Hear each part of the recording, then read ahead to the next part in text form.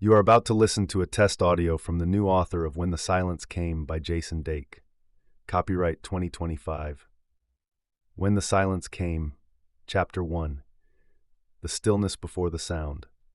It was not pain that greeted me at the end, but silence, a deep, expanding stillness that seemed to rise from within and then reach outward. My breath slowed, then ceased altogether, but what followed was not darkness. Instead, I became aware of a strange clarity, a pulling sensation that lifted me gently, as if my body had grown too heavy to carry the essence of who I was. There was no sound, no heartbeat, no weight, only release. I hovered just above myself, detached and watching, not with eyes but with something else, something quieter, older. I did not struggle. I did not panic. I simply observed, suspended in a space between what had been and what was becoming. You see, the body is not the boundary. We spend our lives thinking of skin as the edge of us, but in that moment, I understood how small that thinking was. From above, I watched the shell I once inhabited with a strange reverence. It looked peaceful, almost distant, like someone I used to know. What remained was presence, aware, limitless, and no longer bound by breath or bone. That was when I knew that dying was not ending. It was remembering. The school had mostly emptied out. Chairs were stacked, hallway lights dimmed, and the final wave of voices had faded toward the front entrance. A few students remained, lingering in the halls, waiting on rides, or heading to after-school practice, but the building itself had fallen into a hush. I was seated at my desk, writing something unimportant, when I heard the front door of the classroom open. I looked up, and there he was. Kevin Nash stood in the doorway, taller than I remembered, unblinking and still. "Kevin," I said cautiously. "Hello, what are you doing here?" He stepped in without answering, his posture stiff, his face unreadable. Something about him was off. His eyes darted once to the window, then back to me. He looked both unsteady and strangely certain. "I need to talk to you," he said flatly. I rose slowly, careful not to react too strongly. "All right, what is it, Kevin?" His voice cracked with tension. "You remember what happened? The last day of school. You blamed me. You got me expelled." I walked around the desk and sat lightly on the corner of it, folding my hands to keep them steady. "No one wanted that for you, Kevin. But you need to be honest about what happened. The truth is, your behavior had become dangerous, for you and for others. You were constantly horseplaying, putting your hands on classmates, and when someone pushed back, it turned into a fight. It kept escalating. You were warned, more than once. You were always sleeping in class, missing key lessons, and refusing to participate. You had severe mood swings that made it hard to reach you. We were concerned, deeply concerned for your well-being." He shook his head violently. "No, that is not what happened. You stood there in front of everyone and made me look like some kind of monster. You never cared. You just wanted me out so the school would not have to deal with me anymore." "Kevin, that is not true," I said, keeping my voice even. "I saw potential in you. I told you that more than once. You were smart, capable. You just needed to trust someone was on your side." "Lies," he shouted, his face flushing. "You never believed in me. You called my mother and told her I was a danger. You made sure they would not let me come back. Kevin, please listen. You ruined my life.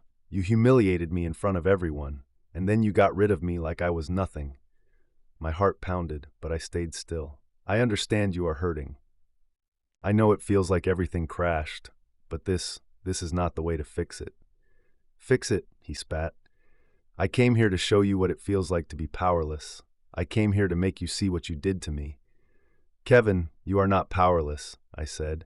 "You are in control right now. You can make a different choice, one you will not regret." His breathing grew uneven.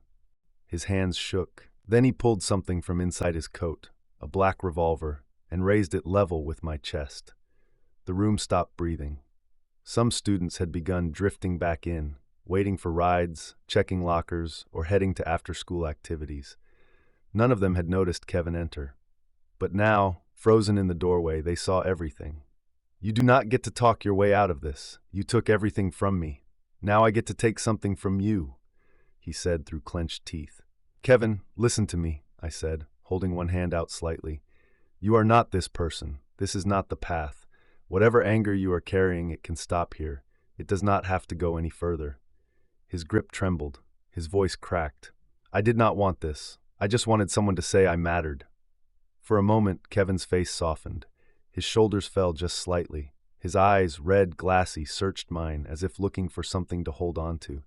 The tension in his arm loosened, and the barrel of the revolver wavered downward. His lips parted like he wanted to speak, but no words came. I could feel it, the conflict inside him giving way, the storm beginning to pass. I stepped forward gently, slowly, hoping that the stillness would remain. I took one small step forward to hug him, arms beginning to rise. That was when he screamed, "No!" And in a flash of motion, everything shattered. The shot rang out. It hit like a hammer, right in the center of me. I staggered backward, stunned by the violent force. My hand clutched instinctively at my stomach, and bloomed through my middle like fire. When I pulled my hands away and looked down, both palms were drenched in red.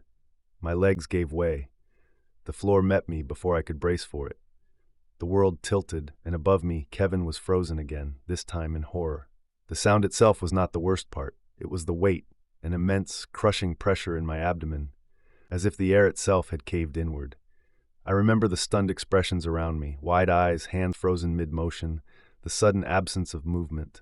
My knees buckled. I did not scream. I did not cry out. My body crumpled to the tile floor, and the world slowed into fragments. A desk leg, a spilled pencil, a streak of red blooming across my shirt. I was still aware. I could still hear the hum of fluorescent lights overhead, and then came the separation. Not all at once, but gradually, like steam rising from cooling pavement. I felt myself peeling away, light, detached, hovering just above the shell that was still there. The classroom blurred beneath me. I saw my own face tilted sideways on the ground. I saw Kevin still holding the weapon, trembling now, surrounded by frozen students and the beginnings of panic. Did not feel fear. I did not feel anger. Only distance and a strange, quiet knowing. It had happened, and I was no longer inside it.